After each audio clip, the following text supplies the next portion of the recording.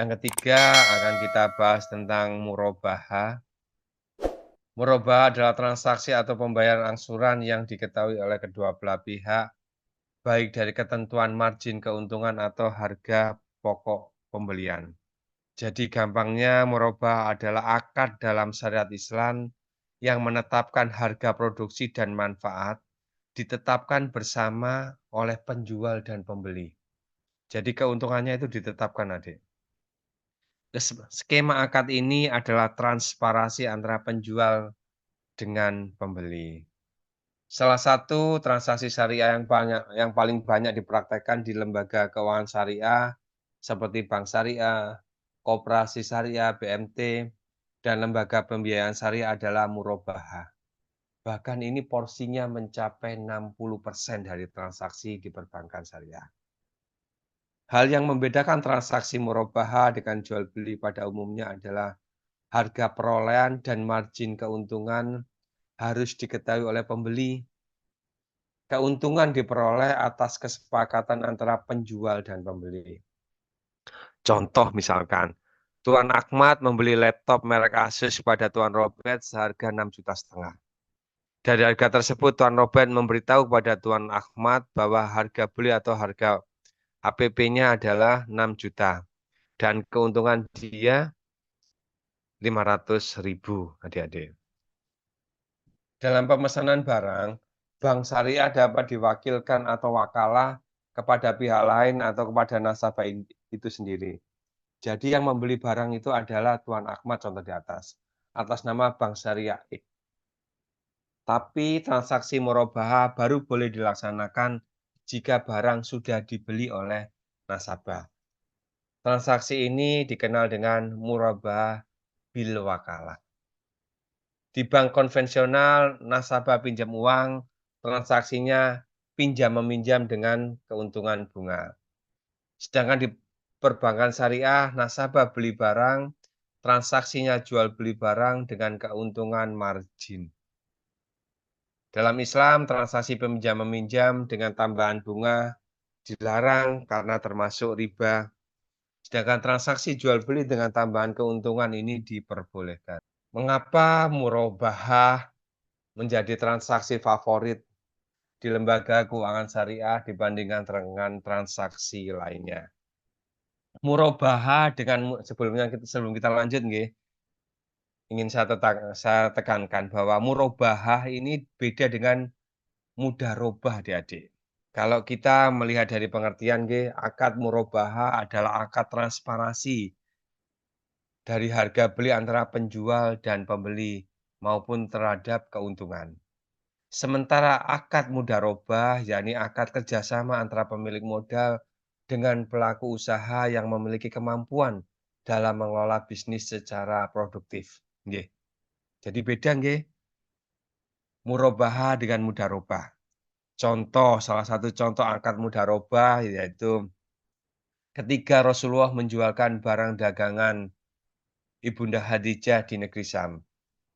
Ibunda Khadijah berperan sebagai pemilik modal, sementara Rasulullah bertindak sebagai pengelola dana.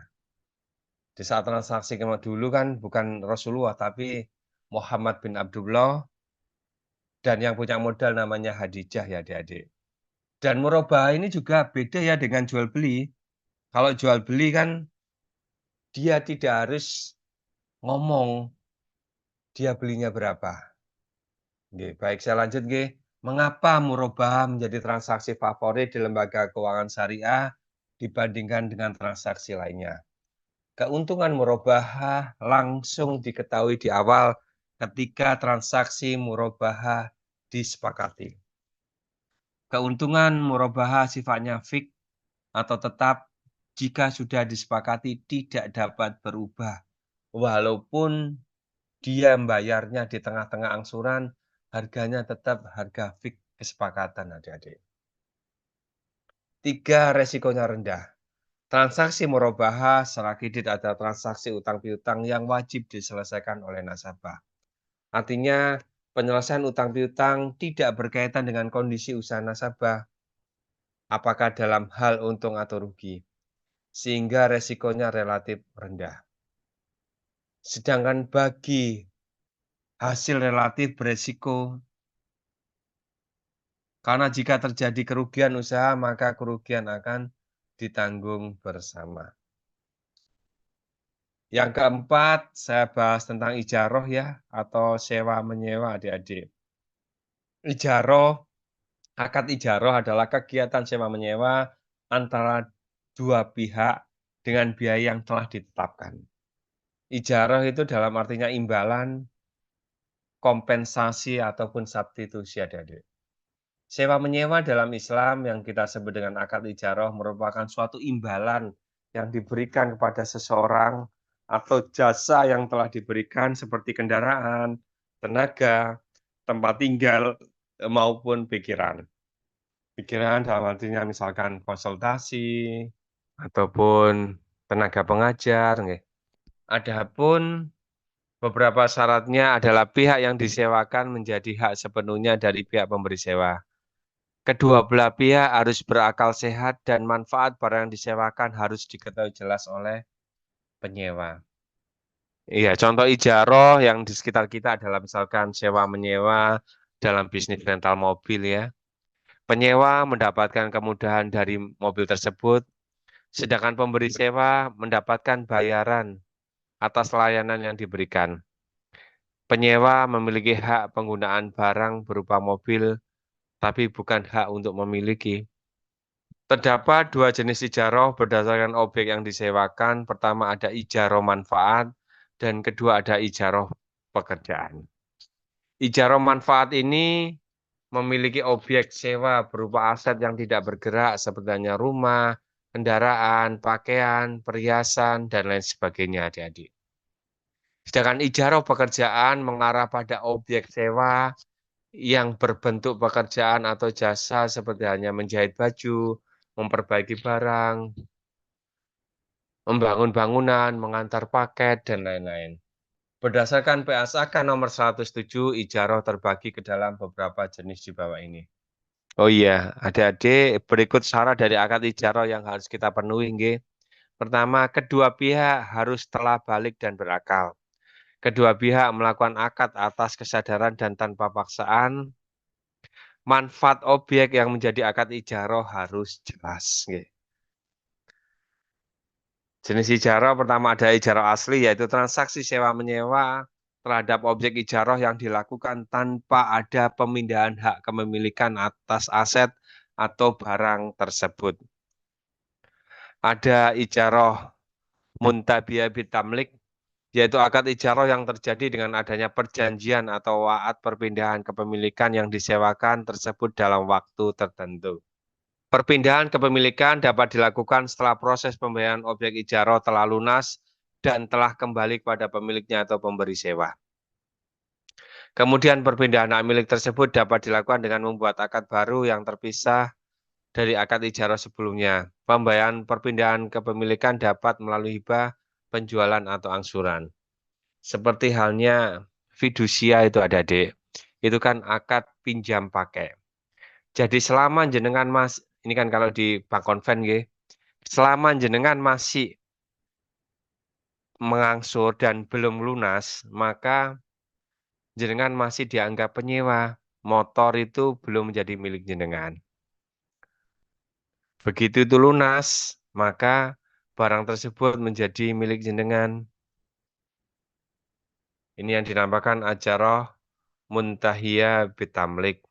Ijaroh ini bertujuan untuk kemaslahatan umat adik-adik. Dan tidak ada larangan dalam melakukan kegiatan ijaroh. Jadi berdasarkan nas di Al-Quran maupun di sunnah atau hadis dan ijma' para ulama, tersebut di atas dapat ditegaskan bahwa hukum ijaroh atau upah mengupah boleh dilakukan dalam Islam asalkan kegiatan tersebut sesuai dengan syarah. Baik, saya akan jual dan ijaroh. Transaksi ijaroh ini dilakukan saat objek ijaroh yang telah dijual kepada pihak lain kemudian disewa kembali karena penyewa atau pemilik sebelumnya masih membutuhkan manfaat yang ada di objek tersebut. Hal ini bisa saja terjadi karena pemilik objek ijarah masih memerlukan kegunaan dari barang tersebut, namun membutuhkan uang sehingga harus menjualnya. Misalkan Mob mobil saya dibeli Mas Solihin, kemudian udah dibayar lunas sama Mas Solihin. "Mas, mobilnya saya pinjem nggih, selama Mohon 3 maaf, Pak. nggih, Mas." Saya baru hadir, Pak, atas nama Christian Sanjaya. Oh, inggih Mas Christian, terima kasih sudah gabung, nggih. Terima kasih, Pak. Nggih, Mas Christian sama Mbak Yeni tadi, nggih. Saya pinjam mobilnya Mas Solihin. "Mas, mobilnya saya pinjam ya, Mas. Ini sudah jalan beli, BPKB saya serahkan, mobil saya sewa misalkan. Mobil saya sewa 3,5 juta per bulan ya, Mas, saya pinjam 3 bulan." Ya, misalkan namanya jual dan ijarah. Ada ijarah lanjut. Kegiatan menyewakan lebih lanjut barang atau aset yang sebelumnya telah disewa dari pemilik kepada pihak lain. Jadi diperpanjang istilahnya. Pembatalan ijarah pertama, objek atau barang yang tidak disewakan mengalami kerusakan. 2, objek sewa hilang atau musnah. Maka sewa menyewa batal, pihak yang menghilangkan wajib mengganti. 3, masa sewa menyewa telah berakhir. Apabila dalam bentuk barang, maka penyewa harus mengembalikan kepada pemiliknya. Jika berbentuk jasa, maka orang tersebut berhak menerima upah dari jasa yang telah dilakukan. 4, terjadi usur dari salah satu pihak. Misalkan salah satu pihak sakit keras ya, ataupun salah satu pihak meninggal.